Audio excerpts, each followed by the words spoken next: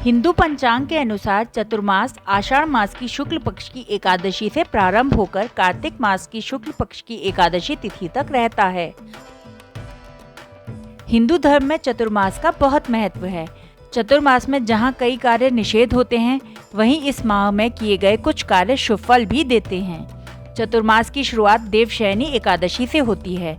इस एकादशी से भगवान विष्णु विश्राम अवस्था में आ जाते हैं, इसलिए इस दिन से हर साल 4 महीने के लिए चतुर्मास लगता है। माना जाता है कि देवशयनी एकादशी के दिन भगवान विष्णु पूरी सृष्टि का संचालन भगवान शिव को सौंपकर स्वयं क्षीर सागर में शयन के लिए चले जाते हैं। इसके बाद भगवान विष्णु कार्तिक महीने की शुक्ल पक्ष की एकादशी तिथि को जागते हैं। भगवान विष्णु के शयन काल की ये अवधि 4 महीने की होती है। इसी वजह से ये अवधि चातुर्मास कहलाती है। इस बार चातुर्मास 20 जुलाई से शुरू हो रहा है और 14 नवंबर को कार्तिक मास के एकादशी तिथि को इसका समापन होगा। 14 नवंबर 2021 को देवोत्थान एकादशी है। इस दिन से भगवान विष्णु विश्राम काल पूर्ण करके क्षीर सागर से बाहर आकर सृष्टि का संचालन करने लग जाते हैं। जब भगवान विष्णु विश्राम अवस्था में होते हैं, तब भगवान रुद्र सृष्टि का संचालन करते हैं। रुद्र के शासन में नियम पालन का पूरा ध्यान रखना होता है। आपकी गलतियों पर रुद्र की पूरी नजर रहती है। ऐसे में धर्म अध्यात्म के कार्य इस दौरान जल्दी फलदायी होते हैं। चातुर्मास के दौरान मांगलिक कार्यों पर रोक लग जाती है।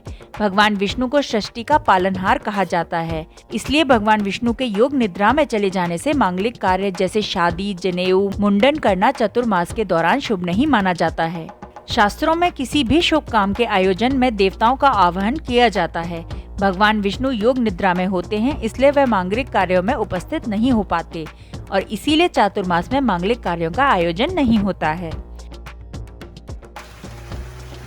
व्यवहारिक दृष्टि से देखें तो चातुर्मास वर्षा ऋतु का महीना होता है, जिसमें मांगलिक कार्यों को कर पाना भी कठिन होता है, इसलिए भी इस दौरान ऐसे आयोजन नहीं होते हैं।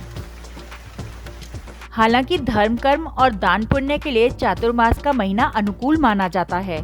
मान्यता है कि इस अवधि के दौरान सृष्टि का संचालन भगवान शिव करते हैं और भोलेनाथ चातुर्मास में किए गए दान पुण्य, पूजा और पाठ से जल्द प्रसन्न होकर भक्तों को इच्छित वर देते हैं। हालांकि इस दौरान कुछ कार्यों को करने पर मनाही होती है। शास्त्रों के अनुसार चातुर्मास के 4 महीनों में हमारी पाचन शक्ति कमजोर पड़ सकती है और क्योंकि मौसम में परिवर्तन होता है, बरसात होती है, उसके कारण संक्रमण और बीमार होने की संभावना बढ़ जाती है। इसलिए सेहत के लिए चातुर्मास के दौरान व्रत और सुपाच्य भोजन लेना व योग करना बेहतर होता है। इससे रोग प्रतिरोधक क्षमता बढ़ती है।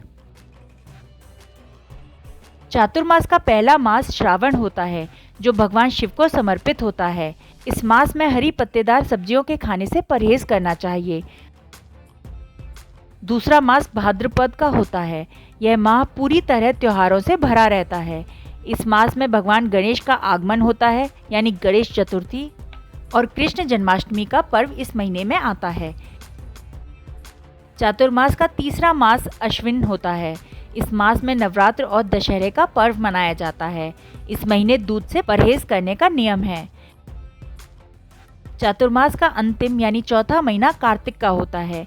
इस माह में दीपावली का त्योहार मनाया जाता है। इसके बाद देवोत्थान एकादशी आती है, जिसके बाद से फिर से मांगलिक कार्य शुरू हो जाते हैं।